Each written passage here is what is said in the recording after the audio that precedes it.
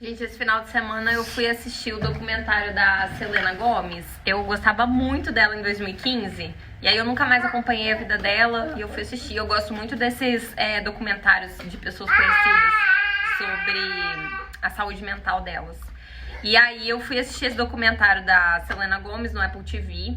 E eu tava numa ânsia de terminar o documentário pra ver se alguém ia falar o que eu tava percebendo ali no documentário. Eu até procurei o mapa dela na internet e o mapa me apontando pras mesmas coisas que eu tava vendo. Eu tipo, meu Deus, alguém fala sobre isso. E aí eu vou vir falar aqui com vocês sobre isso porque o documentário não falou sobre isso. E eu tô aqui encucada na minha cabeça. Ela tem essa Vênus, né, angular aí em cima do ascendente, em Leão, e esse Mercúrio em Leão, fazendo oposição com Saturno. Então é essa constante insatisfação com o que ela faz, né, que ela fala lá no documentário o tempo todo, que ela acha que não tá bom o suficiente.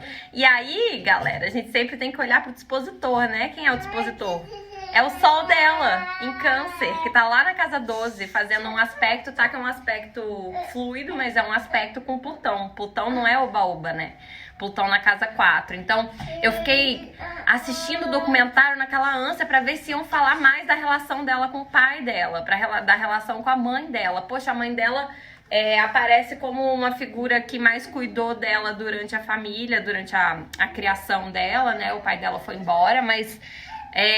mesmo assim é uma relação distante. A Lua tá fazendo quadratura com o Sol, a Lua tá fazendo quadratura com Urano, com Netuno. É uma das quadraturas mais inconscientes para você ter, um dos aspectos mais inconscientes para você ter no mapa, Lua, Netuno. Então a relação com a mãe dela é distante, ela sentiu através desse Urano aí, né? Por exemplo, a mãe dela mesmo fala no documentário, ela apareceu uma única vez.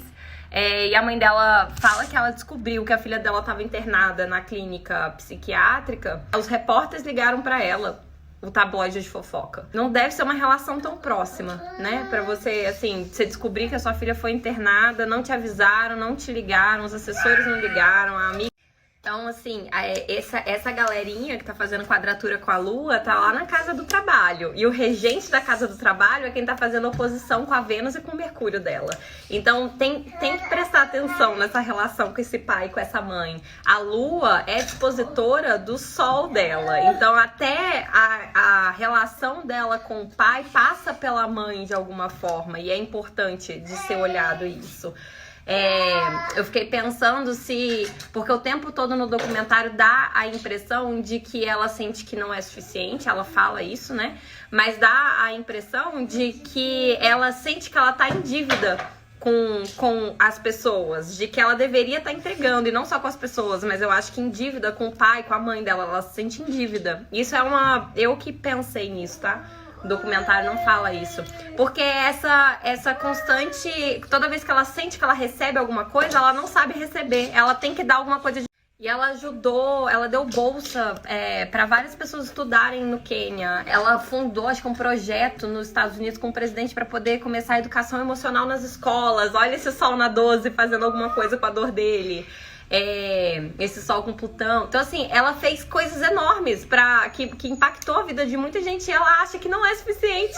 Então, essa constante sensação de que tá em dívida, de que tem que estar produzindo alguma coisa, de que ela tem que estar brilhante. E muitas vezes a amiga dela mesmo falou pra ela, e ela não gostou muito de ouvir isso, assim, que ela foge do dom dela muitas vezes, né? Que ela foge desse grande potencial dela. De certa forma, eu acho que ela nem sente que ela merece esse potencial dela. Pelo que eu observei, assim, no documentário, me dá essa sensação de que ela acha que ela não pode ter grandes coisas acontecendo pra ela e que ela se sente culpada inconscientemente por alguma coisa que aconteceu.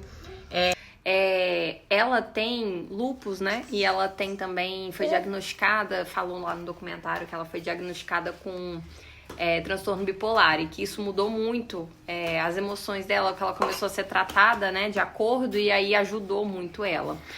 E toda vez que a gente olha pro fundo emocional de um sintoma, a gente sempre acha coisas muito interessantes, especialmente quando a gente tá olhando para doenças autoimunes. Então eu fiquei pensando se de alguma forma isso também não teria a ver aí com todo esse contexto aqui, né, que eu falei de pai, de mãe, de infância, que o documentário não abordou e que eu acho que tem que eu acho que ela também não abordou, ela também talvez não tenha encontrado, né? Porque o documentário foi muito honesto, assim, ela compartilhou coisas muito honestas. Eu acho que se ela tivesse entendimento disso, ela teria compartilhado também, imagino eu. A vida dela não foi fácil, né, na infância. A mãe dela teve ela adolescente, ainda tava na escola. E foi difícil pra mãe dela conseguir trabalhar, estudar e ter ela, né? E depois colocar ela na televisão e depois o pai foi embora. Então, eu não sei se de certa forma ela sente que ela tá em dívida com a mãe ou com o pai também, né? Por ter dado, entre aspas, tanto trabalho. Me deu muito essa sensação também pelo mapa dela, essa culpa inconsciente, esse sol na casa 12, esse sol com Plutão, esse Saturnão no mapa dela, falando ali com planetas tão pessoais, tão importantes. Fiquei fritando nisso, assim, teve algumas outras coisas do documentário que fortaleceram essa minha investigação. E aí, como o documentário não falou, eu vim aqui falar. Então assistam o documentário e vejam as impressões de vocês. Se quiserem me contar depois, eu vou gostar.